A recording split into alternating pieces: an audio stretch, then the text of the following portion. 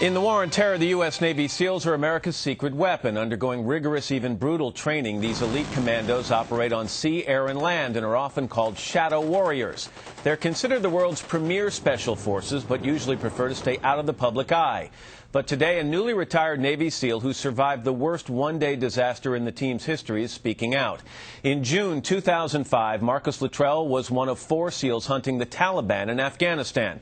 When his team was ambushed, he saw all 3 of his comrades die. A rescue helicopter bearing 16 more special forces was also destroyed, killing all on board. All that and the incredible story of how Afghan villagers defied the Taliban to save his life is in Luttrell's new memoir, Lone Survivor, the eyewitness account of Operation Red Wing and the lost heroes of SEAL Team 10. Marcus Luttrell, good morning. Nice to see you. Morning. Let me jump right into June 2005. You and your team have gone into Afghanistan hunting the Taliban. Things seem to be going well, and all of a sudden you come in contact with a couple of goat herders. Yes, sir. Now, most people would say, okay, not a big deal. They were unarmed, I should say that. But the team knew pretty quickly this was a life or death moment. Can you explain that? Right. Our sole purpose up there was to basically recon a village that a known Taliban agent had been held up. And of all the mountaintops on all the mountains out there, these guys decided to walk up on top of us. And we knew it was a bad situation. Anytime we get compromised is not part of our job. You talk about compromise. Here are these goat herders. They're unarmed, but you know you have 2 choices. You can let them go, and there's a very high probability they're going to rat you out to the Taliban, right, and then you're going to get attacked. Or you can execute them right there on the spot and cover your tracks. And the group actually, the 4 of you, took a vote. Yes, sir. How did the vote break down? We pulled them off to the side, sat them down, put security on top of them. Then one by one we started talking to each other and decided what we were going to do with them. Execute them, obviously. And but with that, they had a multitude of goats with them, like 100+ goats with them. And there's a small village around there. People would have been looking for them. So if we would have executed them, they would have found them. Then, and if you let them go, you know pretty sure that you're going to be compromised. Let me read you something you wrote in the book, okay? It was the stupidest, most southern-fried, lame-braid decision I ever made in my life, to vote to let them go. I must have been out of my mind. I'd actually cast a vote which I knew would sign our death warrant. I turned into a blanking liberal, a half-assed, no-logic nitwit, all heart, no brain, no judgment, the judgment of a jackrabbit. You were attacked after you let them go. Yes, sir. By between 80 and 100 members of the Taliban. Yes, sir. And it was nasty. Yes, sir. They had the high ground. They forced you off the side of a mountain. And you watched over the course of this some heroism and some tragedy take place, didn't you? Yes, sir.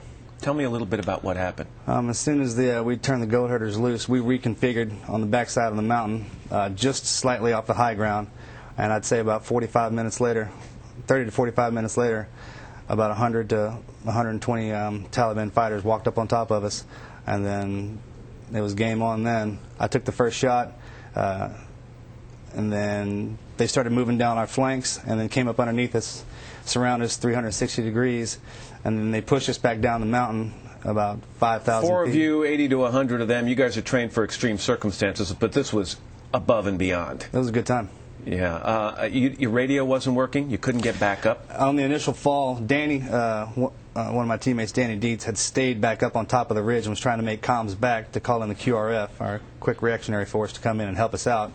And the rest of us had fallen back. And then once we set up a new position, Danny had rolled back down to us, and he had been shot 2 or 3 times by the time he had gotten to us. And then Matt Axelson was the same way. Without getting into too many of the details, one of the guys loses a thumb. It gets hit by a bullet. He continues to supply cover fire. Lieutenant Mike Murphy, your best friend, yes, sir, did something extraordinary to try to save the team. Yes, sir. He stood out in the open. Right. So that he could get a cell phone signal. Right. Normally you don't use a cell phone in that situation. It compromises your location. Right. He basically signed his own death warrant so that your location would be found out by...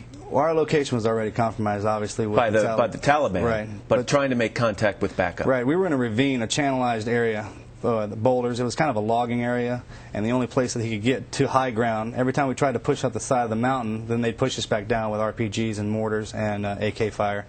So the only place he could get to was the highest rock right in the middle of the channel. And I watched. Matt and I were already down below. We had already lost Danny. And he walked out, sat down on the rock, and I made the phone call. And I saw him get shot once or twice in the back. And then he kept talking, hung up the phone, picked his rifle back up, flanked left back up beside the mountain, started fighting again. And was killed. Yes, sir. He's being considered for the Congressional Medal of Honor for what he did. We don't have time to get into the whole story. You somehow survived, crawling estimated 7 miles. You were eventually really taken in by some Afghan villagers opposed to the Taliban. Yes, sir. And rescued. And do you have any idea why, they did that for you? They basically went against the Taliban to save you. Right. Yes, sir. It's Pashtun custom, Pashtawali. Once they offer you assistance, or once I ask for assistance, then it's 2,000 years of custom that they were honor bound to protect me. Gulab, Sarwa, Norzamana, and a few others they doctored me up every day, twice a day. Sarwa was the doctor, and the Taliban had encircled the village and tried to come in every day to get me, put a bounty on my head, threatened to kill everybody in the village.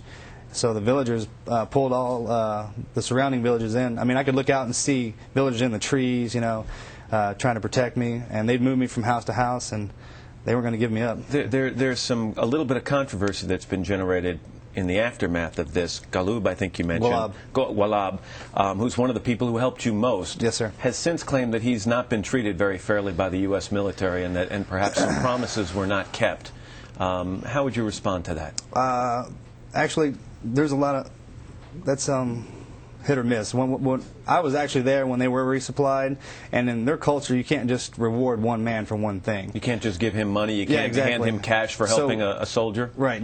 What we did was we outfitted the village with the generators, built a road into there, and then put it in his name. That gives him status.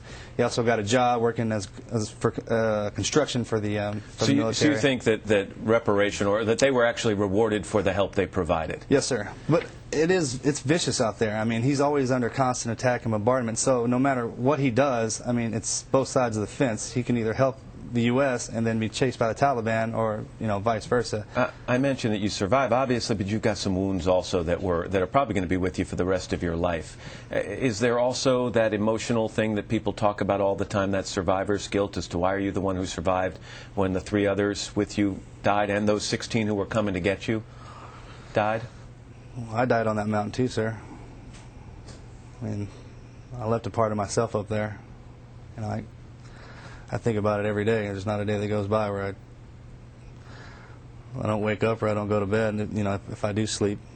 So. And do you go back and think about that vote every day, that if you had voted to, by the way, you would have been worried that you would have been prosecuted in this country if you had killed those 2 goat herders, would have violated the rules of engagement, yes, so sir. to speak. But do you still second guess that vote every day?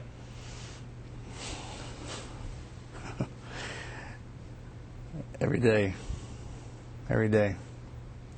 It'd be worth me doing the time in prison if my buddies were still alive, if that answers your question. You've been out of the military 2 days now. Yes, sir. What are you going to do? Take a little break, and then medical school. I want to apply to medical school and do that. The book is called Lone Survivor, Marcus Luttrell. Thanks very much. Yes, sir. Thank you. Good luck to you.